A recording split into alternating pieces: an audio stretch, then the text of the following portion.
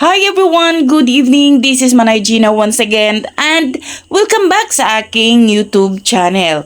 So guys, for today's video, pag-usapan natin si Miss Judy Ann Santos.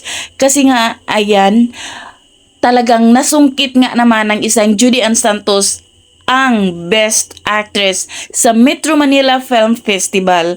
So guys, di rin naman nakapagtataka dahil alam din naman nating lahat kung gaano kagaling si Judy Ann Santos. Sabi nga ni Christopher Min sa kanyang show na Christopher Minute, sabi nga niya either si Judy Ann or si Vilma or si Nadine ba yung sinabi niya, basta yun, nabanggit niya si Judy Ann. So, di nga siya nagkamali at talagang nasungkit ni Judy Ann ang Best Actress.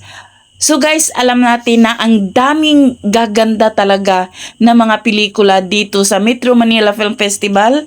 Ang daming, andyan si Julia Barito, andyan si Francine Diaz, Nadine Lostri, Vilma Santos, andyan din si Julia Montiz na napakagaling na artista din.